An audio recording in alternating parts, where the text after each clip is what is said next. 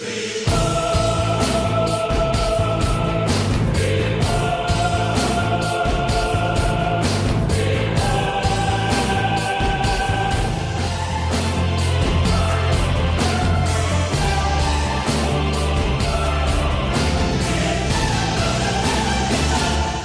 have spoken generally about physics, and generally we've spoken about the basic introduction to physics in the earlier module I spoke.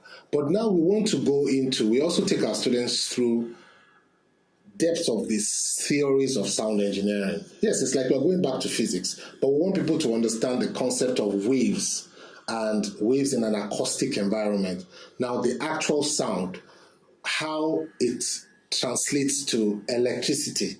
The sound that you're hearing in your ear is not electricity that is going into your ear. It is some form of vibration that is coming through the air that is going into your ear. So we teach people the concept of how acoustic energy changes to electrical energy and back so that the ear would hear it. We go into all those details, the waves, the wavelength, the frequencies, the pitch, and all that, or what we call the characteristics of sound, both in an acoustic environment and an electrical environment, and the relationship between the two. We also go to teach them some things about digital or analog. A lot of people say that live music is analog and sequence music is digital, but that's not necessarily true. You can use digital recording for sequence music, and you can use you can use digital recording for live music, and you can use analog recording for sequence music.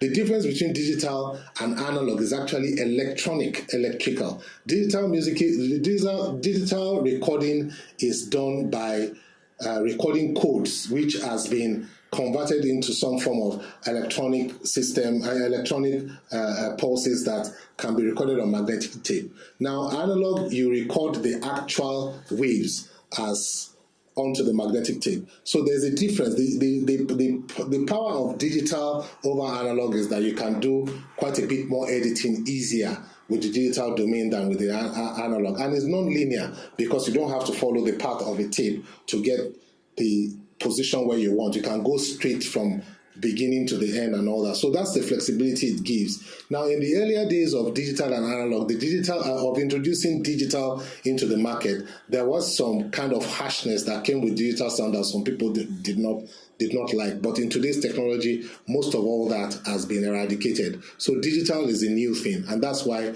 most of the equipment that is being manufactured now are all digital. Analog is technically being phased off. And that is what we do at RTC. We try to make sure that our students are very well grounded in the understanding of acoustic energy into electrical energy, and in the electrical energy, we can differentiate between digital and analog and get a good view of how to understand this in your work environment and implement it in such a way that the audience is very happy with what you're doing. And that is what we do at Real Mix.